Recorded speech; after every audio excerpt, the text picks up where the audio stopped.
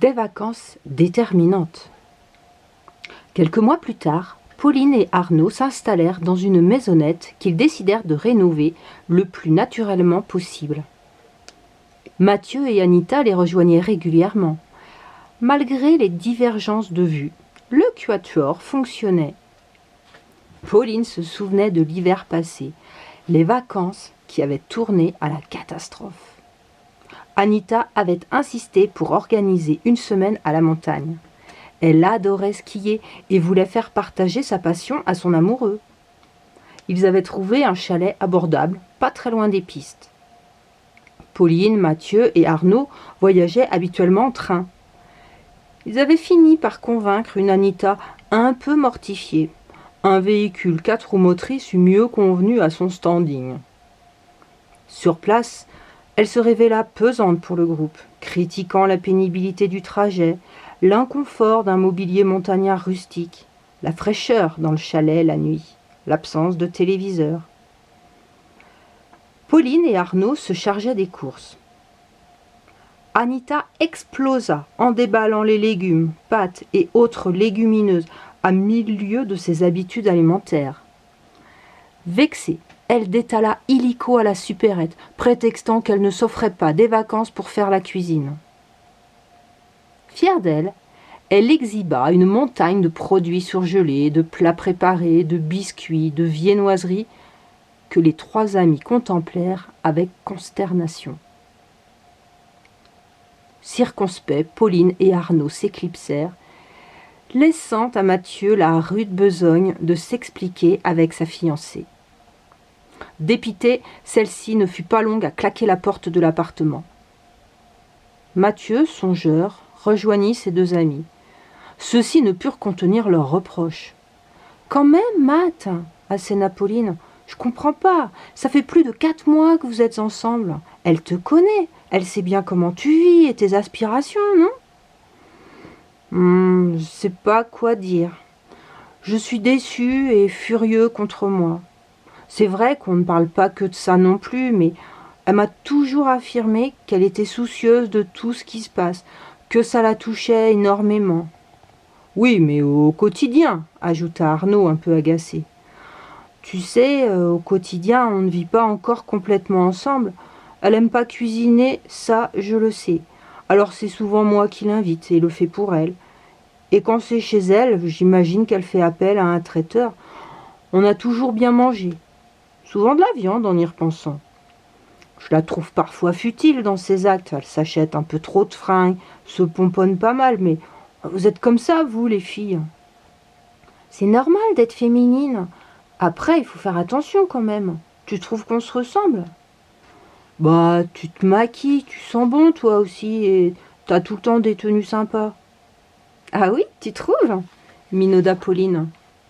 Bah oui, et tu le sais bien, grommela Mathieu. Ben n'empêche, tu sais que mon maquillage est bio. Quant à mes vêtements, c'est de la récup, et c'est moi qui transforme, mais j'achète rarement. Je réalise qu'elle ne se préoccupe pas franchement de l'environnement, admit Mathieu désabusé.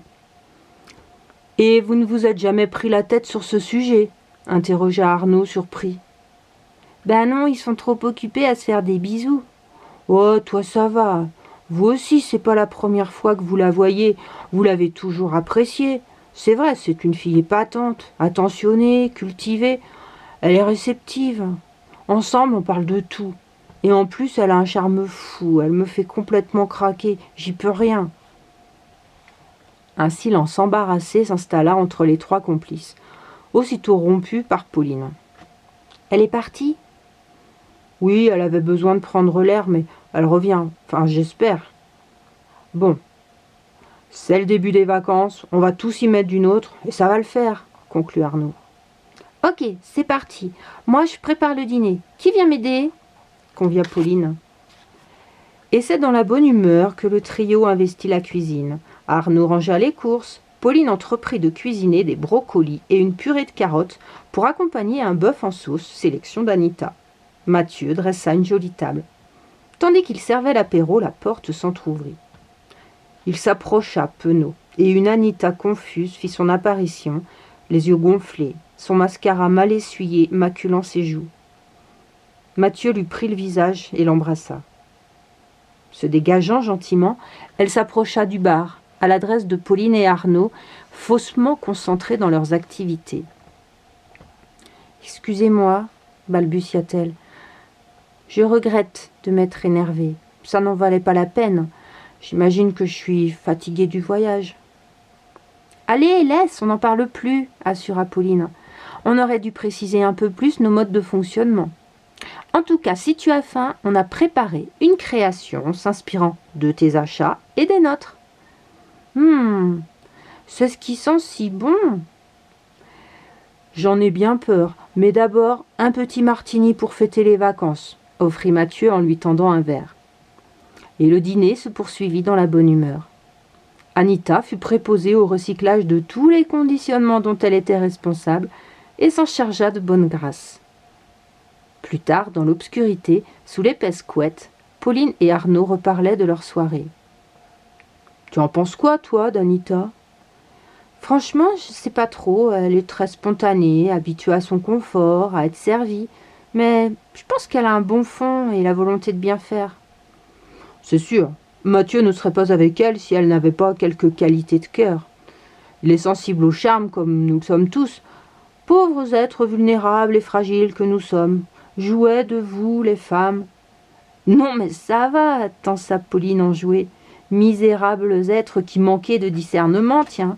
On devrait tous vous placer sous tutelle et vous mettre des œillères pour vous empêcher de succomber au top modèle si vous êtes vraiment si vulnérable. »« Tu ne me laisses pas finir. » Ainsi, pour en revenir à Mathieu, je disais donc, si leur histoire dure, c'est qu'il y a des valeurs, des émotions, des sentiments. Car si notre cœur et notre chair sont faibles, nous ne sommes pas idiots pour autant pour rester mal accompagnés quand nous n'y trouvons pas un minimum de compensation. La preuve, pourquoi crois-tu que ça se prolonge entre nous ? Comment ça ? Ce n'est pas que pour mon physique et mon esprit, riposta Pauline en le pinçant. Ah non, s'il y avait que ça. Ton argent, tiens, heureusement. Vénard, va, mais méfie-toi, je pourrais devenir dépensière et t'obliger à travailler dur pour m'entretenir. Bon, ça va, je peux dormir tranquille encore un moment alors, affirma Arnaud en embrassant tendrement sa Pauline réjouie. Le lendemain matin, la déception pointa dès le réveil. En ouvrant les volets, Anita ne put maîtriser son désappointement. « Non, c'est pas vrai, il n'y a pas de neige, rien du tout. »« Ben ça, mince alors !» confirma Arnaud en s'approchant. « C'est vrai qu'hier, en arrivant, ça m'a étonné de ne pas en voir près du chalet, mais je pensais qu'il y en aurait forcément sur les sommets, » compléta Mathieu. « Il ne fait pourtant pas bien chaud, » frissonna Pauline en ouvrant la baie. « Tiens, regarde, il y a un thermomètre. 7 degrés, c'est pas énorme avec ce vent, mais c'est beaucoup trop pour skier, » annonça Arnaud. « Bon, je vais appeler la station, on va bien voir ce qu'ils en disent là-haut, » décida Anita en s'emparant de son téléphone. Les garçons dressèrent le petit déjeuner, tandis que Pauline s'apprêtait. Le portable fermé, Anita afficha une mine très sombre. « Bon, c'est même plus la peine d'y penser, il n'y a rien là-haut, et le pire, c'est qu'il ne fait même pas suffisamment froid pour faire tourner les canons à neige. »« Encore heureux !» s'exclama Pauline. « Quoi, encore heureux ? Tu crois qu'on est venu jusque-là pour jouer aux cartes ?» la foudroya Anita furieuse. « Non, je sais bien, mais franchement, des canons pour faire tomber la neige, pour notre petit plaisir, pour moi, c'est quand même une ineptie. »« Je vois vraiment pas en quoi !» persifla Anita de plus en plus énervée. Bien déjà, ma chérie, dis-toi que d'une certaine façon, la nature est en train de reprendre ses droits, tenta d'expliquer doucement Mathieu en entourant les épaules d'Anita de ses bras. Depuis le temps qu'on nous dit que le réchauffement est en route et qu'on bouge si peu, c'est un peu normal de commencer à ressentir les conséquences, tu ne crois pas ? Ah, vous m'horripilez avec votre environnement et ses conséquences. Tout ce que je vois, moi, c'est que ma passion, c'est de skier. Alors si on m'enlève ça... » Et elle se mit à pleurer comme une enfant. Personne ne savait quoi dire. « Tu sais, on t'enlèvera sûrement des choses beaucoup plus graves bientôt, » Arnaud avait parlé à mi-voix, mais sa déclaration résonna telle une prophétie, et chacun frémit. Le petit déjeuner s'apprécia en silence, chacun ses pensées. Ensuite, Arnaud et Pauline sortirent visiter le village alpin. Anita, maussade, préférait rester au chalet. Mathieu aurait aimé accompagner ses amis, mais n'osa pas délaisser sa compagne. Il meubla son temps sur Internet à étudier les sites sur la catastrophe climatique en cours. Anita, fatiguée de sa solitude, finit par le rejoindre. Il commença à lui exposer les dernières études et analyses. Elle n'imaginait pas la réalité de ce que lui expliquait posément Mathieu, mais devant le sérieux et la pédagogie de son petit ami, elle en ressentait à présent la gravité. Vidéos à l'appui, Anita comprit mieux les craintes de ses amis. Le séjour se poursuivit, ponctué de marches, de randonnées vivifiantes. 2 jours avant le départ prévu, la pluie se mit à tomber, fine au départ, puis de plus en plus violente. Pauline, à la fenêtre, tandis que les autres finissaient une partie de Scrabble, contemplait les quantités d'eau s'abattant sur le sol. Le jeu terminé, ils se couvrirent pour descendre au torrent voir l'état de son lit. Ils pataugeaient dans les flaques d'eau comme des enfants, s'éclaboussant. Et c'est en courant et riant qu'ils gagnèrent le bord de la rivière où ils s'étaient promenés la veille. Ils restèrent interdits, médusés par le spectacle. Le cours d'eau qui, hier, sillonnait sagement son lit, avait fait place à une cascade déchaînée, furieuse, dévalant à toute vitesse dans un vacarme assourdissant. Sinueux quelques heures auparavant, le torrent filait droit, dévorant ses berges, emportant tout sur son passage. Il voyait défiler branchages, troncs d'arbres et même des cageots, un fauteuil en plastique. La pluie redoublait d'intensité. Anita tout à coup tressaillit. « Oh, mon Dieu, Plany !»« Quoi, Plany ?» demandèrent d'une voix les 3 autres. « C'est le petit village plus bas, vous vous souvenez? On y est passé en arrivant. Le torrent traverse le bourg, mais avec cette puissance, rien ne va résister. »« Tu crois ? Ils ont dû installer des digues. C'est pas la première fois qu'il pleut comme ça ici, quand même, » fit Mathieu perplexe. « Peut-être, mais d'habitude il y a de la neige, et je n'ai jamais entendu parler de ce torrent dans un tel état. Venez, on remonte au chalet, commanda Anita. En discutant des diverses possibilités, le groupe reprit sa marche. Ils étaient trempés en arrivant, et tandis qu'ils se séchaient, Anita argumenta. « Vous voyez bien que ça nous manque la télé. On se sent un peu coupé du monde, non ? Bon, déjà, allume la radio. » Et 4 paires d'oreilles attentives se focalisèrent sur le bulletin d'information. La réception très mauvaise ne lâchait que quelques mots. Diluvienne, dévasté, arraché, détruit, disparu. Inquiet, Arnaud suggéra. « Je vais appeler à la maison, ils en savent peut-être plus. »« Non, on n'a qu'à regarder sur Internet les nouvelles, » recommanda Pauline. « Ah oui, bien sûr, je vais chercher l'ordinateur, » approuva Mathieu. Quelques secondes plus tard, il connecta son ordinateur portable au satellite, et tous se postèrent devant l'écran. Au même moment, la lumière vacilla, clignota une fois, revint, clignota à nouveau, puis s'éteignit. Les 4 amis se retrouvèrent dans l'obscurité quasi totale. La pénombre permanente de la journée se prolongeait d'une nuit noire. Scrutant par la fenêtre, Arnaud constata qu'aucune lumière ne brillait à l'horizon. Tout le village et ses alentours baignaient dans les ténèbres. « Mince, qu'est-ce qu'on va faire ?» fit Pauline consternée. « Ce ne sera peut-être pas bien long, c'est une panne de secteur. Ils sont probablement déjà en train de réparer, » assura Anita. « Excuse-moi, Anita, mais tu as conscience de ce qui se passe dehors. Ils ont bien autre chose à faire que de nous redonner de l'électricité.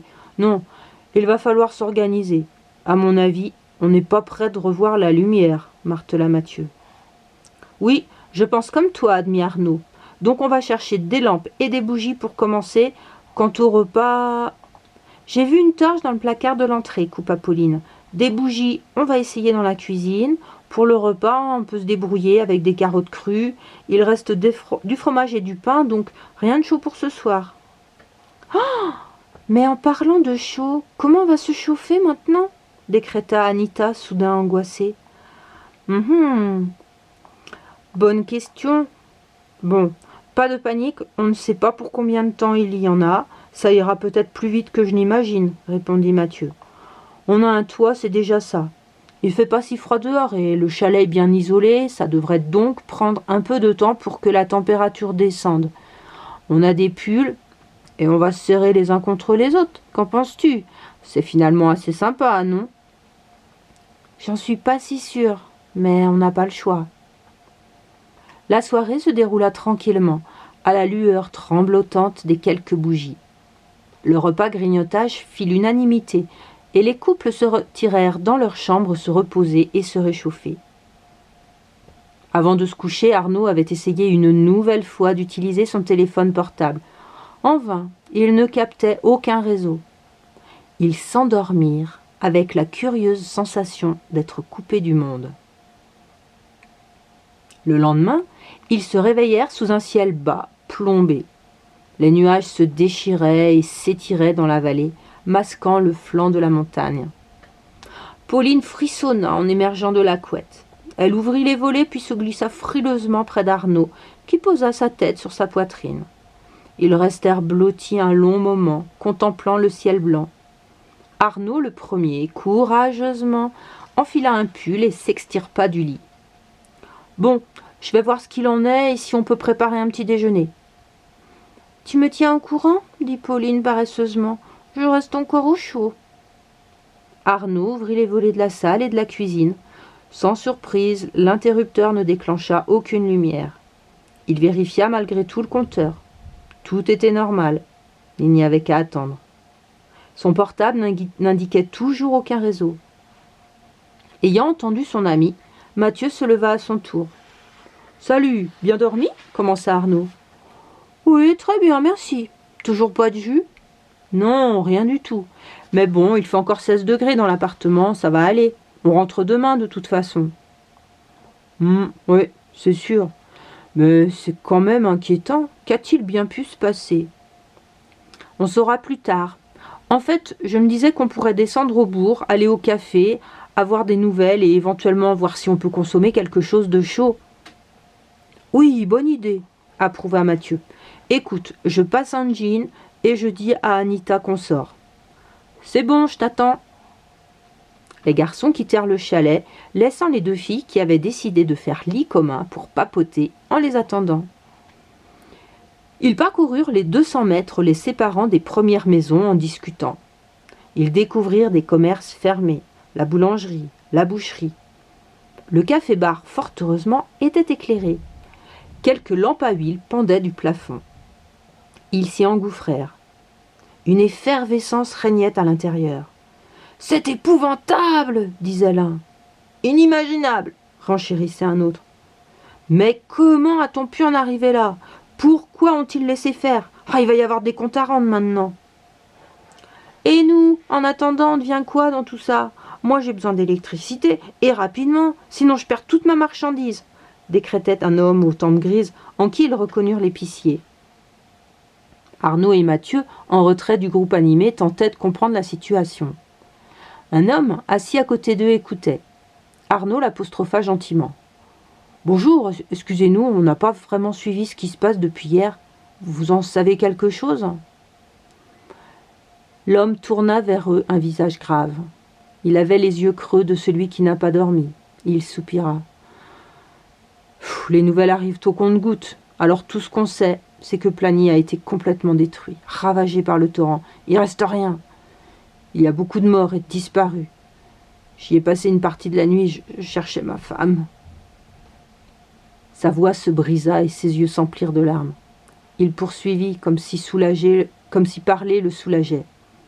« Elle est infirmière, elle faisait sa tournée là-bas, mais ces derniers passants ne l'ont pas vue.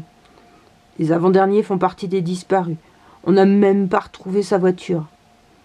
L'école a été anéantie et beaucoup de petits ont été noyés ou emportés. Il reste rien, vous comprenez ? Rien !» Il avait parlé avec force, et quelques têtes se tournèrent vers eux. L'un s'avança. « Écoute, Baptiste, on va retourner là-bas chercher avec toi. Tu sais, on a à peu près tous quelqu'un qui manque. Moi, ce sont mes beaux-parents. Ma femme est effondrée, reprit-il à l'adresse des garçons. Pour les autres, continua-t-il en désignant le groupe rassemblé autour du bar, il y a beaucoup d'enfants. C'était la seule école des 4 villages. On leur avait pourtant dit, enchaîna une femme en serrant les poings, à quoi ça servait d'avoir détourné le torrent. On savait bien qu'un jour ou l'autre la nature reprendrait ses droits. Tout ça pour permettre à la compagnie du ski de disposer des meilleures pistes de la région. Et à quoi bon, il n'y a même plus de neige, fit-elle écœurée. Tu disais pas ça quand tes fils ont été embauchés là-haut tous les deux. C'était même une sacrée opportunité, commenta un grand gaillard. Fallait bien qu'ils bossent. Est-ce qu'on avait le choix? Répondit la femme. Allez, allez, on réglera les comptes plus tard. Ça sert à rien d'envenimer les choses maintenant. Faut repartir les aider en bas. Alors, vous venez? Lança un jeune homme équipé de grosses cuissardes. C'est bon, on arrive. Une quinzaine d'hommes, fatigués, se levèrent dans le silence et sortirent du café. 2 ou 3 femmes les accompagnaient. Un calme morbide s'abattit alors. Arnaud et Mathieu, restés seuls, s'approchèrent du comptoir. Le barman sembla seulement s'apercevoir de leur présence. « Ah, bonjour, messieurs !»« Bonjour !» répondit Mathieu. « On venait aux nouvelles, mais on était loin d'imaginer ce qui s'est passé. » Une tragédie, c'est allé si vite. Il y a un barrage en amont qui a cédé d'un coup, et une vague gigantesque s'est abattue sur Plagny. Pauvres gens, ils n'ont pas eu le temps de réagir. Les secours sont sur place depuis hier après-midi. Les hommes d'ici se succèdent en bas. Et les hélicos ne peuvent même pas voler tellement le temps est couvert et avec ce vent. Les réseaux de communication ne fonctionnent plus dans la région. On n'a pas d'électricité pour au moins une semaine, le temps qu'ils trouvent un relais. Le transformateur a été immergé par la lame d'eau. Ils ont réquisitionné tous les groupes électrogènes. Vous vouliez boire quelque chose de chaud ? C'est vrai qu'on se demandait si c'était possible, mais c'est bon, on peut s'en passer, il y a plus grave, dit Arnaud. Oui, mais froid dans les maisons, froid dans son corps, ça n'aide pas à se requinquer. J'ai un petit brûleur à gaz, alors je vais pouvoir vous faire chauffer du café ou un chocolat si vous préférez. Je pense que je ne vais pas être débordé de clients ce matin. D'ailleurs, j'envisageais de rejoindre les équipes. Volontiers, ce serait formidable. Par contre, si ça ne vous ennuie pas, on a laissé nos femmes au chalet, on va les chercher et on revient. Pas de souci, je vous attends, je mets la bouilloire sur le feu. Arnaud et Mathieu firent le chemin en sens inverse. Ils ne parlaient pas, chacun bouleversé par ce qu'ils avaient entendu. Arrivés au chalet, ils trouvèrent les 2 filles absorbées dans leur conversation, toujours au lit. Ils les mirent brièvement au courant de la situation, puis les invitèrent à se lever rapidement pour ne pas faire attendre le cafetier. Personne ne se bouscula pour se laver à l'eau qui était glaciale, et en un rien de temps, Anita et Pauline étaient prêtes, chaudement vêtues. C'est avec plaisir qu'ils sirotèrent leur chocolat fumant. Ils n'avaient rien absorbé de chaud depuis le midi précédent. Ils se demandaient bien comment occuper leur journée. Arnaud hésitait. Il suggéra enfin de proposer leurs énergies aux recherches ou au nettoyage selon les besoins. Les 3 autres sautèrent sur l'occasion de se sentir utiles et de ne pas rester dans le chalet devenu soudain froid et sinistre. Ils en parlèrent au patron. Ce dernier approuva l'idée d'avoir des bras en plus et suggéra d'y aller tous ensemble, les vacanciers n'ayant ni voiture ni équipement approprié. Le cafetier leur trouva des bottes correspondant à peu près à leur pointure. Il verrouilla son établissement, plaça un écriteau, fermeture exceptionnelle, réouverture 18h30. Et enfin, ils s'engouffrèrent tous dans le monospace gris du patron de café. La pluie tombait finement et conférait à l'endroit une infinie tristesse. La route longeait le torrent et dès les premiers kilomètres, le véhicule dut slalomer entre les débris qui jonchaient le bitume. Les 9 kilomètres semblèrent une éternité. Et c'est en silence qu'ils approchèrent de Plagny, ou plutôt de ce qu'il en restait. Un spectacle de désolation s'offrait à leurs yeux. Abasourdis, ils constatèrent le désastre. La boue submergeait les rues, laissant sa marque meurtrière à hauteur d'1 étage sur les murs des maisons. L'eau avait arraché la toiture d'une habitation basse. Des volets, des portes dégondées, laissaient des ouvertures béantes, témoignaient de la violence de l'assaut. Des voitures gisaient, çà et là, retournées, agglutinées, entassées comme de vulgaires majorettes, après l'amusement d'un enfant. D'autres images fortes leur parvenaient de plein fouet, des arbres déracinés, couchés sur des toitures, démolissant cheminées, tuiles et charpentes, des devantures de commerces éventrés. La dévastation se plaçait au-delà des mots. Maxime, le cafetier, gara son monospace avec les autres véhicules à l'entrée du village, là où se trouvait une aire de repos aménagée près de l'eau. Des tables et bancs en béton, du bloc sanitaire, de la cabane à frites, il ne restait rien. Près d'un camion de pompiers, des gens massés palabraient. Le groupe s'approcha. Un pompier dirigeait les opérations. Il établissait des équipes et distribuait le matériel, essentiellement des pelles. Il confiait aussi un sifflet par équipe, à actionner chaque fois qu'un corps était découvert. Les volontaires ne devaient en aucun cas le toucher. Arnaud et Mathieu se joignirent à un groupe d'hommes qui partaient dégager la route de l'autre côté du village. Les filles s'engagèrent dans le groupe de nettoyage des rues. Des équipes plus aguerries continuaient les recherches de dépouilles en aval. La pénibilité du travail dépassait de loin ce qu'avaient imaginé Pauline et Anita. Outre la fatigue physique, un silence de plomb assommait les bénévoles, silence déchiré parfois par un cri, une plainte lancinante, un gémissement. À leur arrivée, quelques jours auparavant, Pauline se souvenait parfaitement de leur passage ici. À la descente du train, en la petite gare de Plagny, un autocar les avait hissés jusqu'au lieu dit de leurs vacances. Le temps de circuler en ville, la vue panoramique de la navette leur avait délivré des vitrines chics, illuminées et encore riches des décorations de Noël, l'intense animation de ce village touristique, avec ses terrasses de bar et leurs buveurs de vin chaud grisé. Désormais, mort et désolation s'emparaient des lieux. Dans les rues où l'eau avait battu en retraite, les deux amis travaillaient mécaniquement, en évitant de penser. La mission de leur groupe consistait à rassembler tous les objets dispersés, chaises, ordinateurs, poupées, écrans télé, cafetières, tiroirs, des parcelles du quotidien qui, maculées de terre, paraissaient sorties d'un autre temps. Munies de leurs balais, elles dirigeaient la boue vers les caniveaux, dégageant petit à petit la chaussée. Pauline ne put retenir un cri et fondit en larmes. Une forme se dessinait au bout de son balai. Anita s'approcha. Un petit chien gisait là, prisonnier du déluge. Au loin, des coups de sifflet rompaient régulièrement le calme. Et la journée s'écoula ainsi très durement. À midi, tous se réunirent sur la place devant l'église. On leur distribua sandwichs et boissons chaudes, fruits de la générosité de villages alentours. Le grand nettoyage allait bientôt commencer, mais le niveau de l'eau, monté parfois jusqu'à 2 mètres, rendait la tâche difficile. L'hébergement de secours s'organisait pour les rescapés dont les maisons étaient inhabitables. Une commune voisine proposait sa salle de fête pour les sans-abri.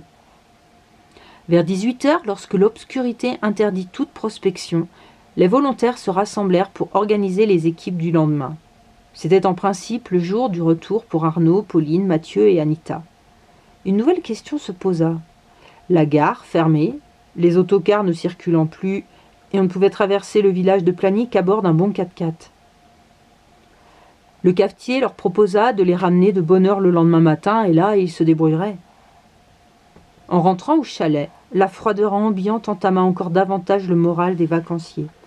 La lueur des bougies permit l'élaboration des sacs de retour et le grand nettoyage de l'appartement. Malgré les efforts de la journée dans la boue, ils renoncèrent à une douche glacée. Autour, la vie s'organisait. Des lumières un peu plus vigoureuses scintillaient par les fenêtres et de la fumée s'échappait des cheminées. Ils rêvaient du doux rayonnement de la flamme, mais leur chalet ne disposait pas d'un tel équipement. Ils expédièrent leur dernier dîner, le plus frugal du séjour, et s'empressèrent d'aller se coucher sans avoir échangé sur le vécu de la journée. Pour chacun, il était évident que leurs plaintes ne tenaient pas leur place. Eux étaient en vie, et demain, ils jouiraient d'autant mieux de leur confort retrouvé. Réveillés à 6h30, les 4 vacanciers ne furent pas loin à s'habiller et à rassembler leurs effets. Au bar, le patron les attendait. Il leur avait préparé un délicieux chocolat chaud, accompagné de brioches. Cette attention leur remit un peu de baume au cœur. Une première équipe était partie dès 7h, et ce n'est qu'une demi-heure plus tard que leur groupe prit la route. L'aube pointait à l'horizon, dévoilant un ciel dégagé. Le cavetier les déposa aussi loin que son monospace le lui permit, à la hauteur de l'église. Les 4 compagnons le remercièrent avec chaleur et le saluèrent. Tournant les talons, le brave homme rejoignait déjà une équipe de volontaires. Les amis engagèrent immédiatement leur marche pour rejoindre le premier réseau de transport en commun. Avec les ondes téléphoniques qui ne passaient toujours pas, impossible de contacter leur assurance pour organiser un rapatriement, ni même la SNCF pour connaître leur périple. Ils portaient chacun un bagage sur le dos. Arnaud et Mathieu tenaient en plus contre leur poitrine un grand sac. Pauline et Anita, chacune leur poignée, se partageaient le poids d'un autre. Ils traversèrent Plagny, enjambant ce qui n'avait pas encore été déblayé, contournant les zones inondées pour finalement arriver à l'autre extrémité du bourg. Fuyant le lit du torrent, la route redevenait praticable mais déserte. Aussi décidèrent-ils de marcher courageusement, s'en remettant au hasard. Ils cheminèrent 2 bonnes heures avant de trouver âme qui vive. Près d'une maison au bord de la route, une femme grimpait à bord d'une petite berline. Son regard navré trahit le manque de place pour 4 personnes et leur paquetage. Par contre, la maison disposait de l'électricité et du téléphone qu'ils ne manquèrent pas de solliciter. Mathieu appela la ligne des usagers du train qui leur proposa pour seule alternative un départ depuis la station de Chamonix à 38 km. La correspondance à 11h30 leur laissait un peu plus d'1 heure pour s'y rendre. L'opératrice de la compagnie lui expliqua gentiment qu'ils bénéficieraient, compte tenu des événements, d'une prise en charge en taxi du tronçon restant à parcourir. Elle se chargeait d'en contacter un promptement. Mathieu, soulagé, livra ses bonnes nouvelles à ses compagnons d'infortune. Ne voulant importuner leur déjà très serviable hôtesse, ils patientèrent à l'extérieur, profitant du soleil enfin revenu. Comme prévu, le taxi vint les chercher pour les conduire à la gare. Quelques démarches administratives plus tard, ils investissaient les banquettes confortables du wagon. L'une en face de l'autre, Pauline et Anita poussèrent un long soupir d'allégresse. Elles lâchèrent un rire nerveux, accompagné de ceux d'Arnaud et Mathieu. Le cauchemar derrière eux, ils jubilaient à l'idée de retrouver leurs foyers respectifs. De temps à autre, un sentiment de culpabilité les rattrapait lorsqu'ils pensaient aux habitants de Plagny. « Eh bien, quelles vacances !» commenta Annie. « Ouais, merci pour tes bons plans. La prochaine fois, on s'abstiendra, » la taquina gentiment Arnaud. « Bah, rien n'était vraiment prévisible, » défendit Mathieu. « En tout cas, sacrée leçon de vie, » murmura Pauline tristement. « Je n'aurais jamais pensé vivre ça, » confia Anita. « Mais c'est bel et bien fini, on rentre à la maison. »« Moi, je pense qu'il va falloir s'habituer, » déclara Mathieu pensivement. « Oh non, tu vas pas recommencer, » gémit Anita. « Tout ce que je t'ai montré ne t'a pas convaincu, ma puce ?» Anita rougit et reprit. « Si, bien sûr, c'est épouvantable, mais j'ai du mal à envisager tout cela dans un avenir si proche. » Et pourtant, on n'en a jamais été si près. On commence à perdre le contrôle, les éléments nous échappent. Qui aurait pensé ? On est si bien chez nous qu'on n'imagine pas les ravages déjà en route, depuis bien longtemps d'ailleurs. Ce qu'on vient de vivre sur 2 jours, les habitants de la Nouvelle-Orléans le connaissent presque tous les 5 ans depuis Katrina en 2005. « Pour moi, tu confonds tout, » objecta Anita. « Les cyclones qui sévissent dans le Pacifique n'ont rien à voir. Quel rapport ici avec le réchauffement ? » Eh bien, ma chère, comme tu l'as si bien dit l'autre jour, si la météo avait été normale comme au bon vieux temps, nous aurions eu de la neige, pas des déluges de pluie. Et si les hommes réfléchissaient plus loin que le bout de leurs intérêts financiers, jamais ils n'auraient contrarié le cours du torrent. Ça, je suis d'accord. Mais bon, depuis maintenant plus de 20 ans que la Nouvelle-Orléans est régulièrement inondée, pourquoi est-ce que rien ne change dit Anita songeuse. Changer pourquoi intervient Pauline. Tu as une idée de la population là-bas? Maman m'avait raconté, elle y est allée dans sa jeunesse. C'était déjà une ville gigantesque, tentaculaire. Ils sont près d'1 million d'habitants aujourd'hui, globalement assez pauvres, avec son lot de violence et d'insécurité. Après Katrina, ils avaient évacué une partie de la population dans les villes alentours. Mais que peuvent-ils faire, prisonniers de ce ghetto? Sans compter que le niveau des mers augmente continuellement. Donc si tout le monde déménage dans les terres, il va y avoir de nouveaux problèmes de cohabitation, compléta Arnaud. Et pourquoi le niveau des mers augmente tant? Je sais que les glaces de l'Arctique ont quasiment fondu, mais les scientifiques ont toujours affirmé que la disparition des icebergs ne pouvait pas faire augmenter les volumes, interrogea Anita. Très juste, approuva Arnaud. Et, soit dit en passant, au début du siècle, on donnait 50 à 100 ans pour que ces montagnes de glace fondent. Or, ça aura pris à peine 25 ans. Et attache ta ceinture, car c'est maintenant que tout va s'accélérer. Mais pourquoi? Paniqua Anita. Tout simplement parce qu'une partie des rayons solaires était réfléchie par la glace. Maintenant, tout va être absorbé par les océans qui, par voie de conséquence, vont se réchauffer beaucoup plus vite. Et padaboum, c'est parti, dit Arnaud mimant une explosion. Et pour répondre à ta première interrogation, l'eau réchauffée augmente de volume. À cela s'ajoute la fonte des glaciers terrestres. Voilà pourquoi le niveau des mers monte et jusqu'à... Mais c'est insoluble. Tu ne dis rien, Pauline?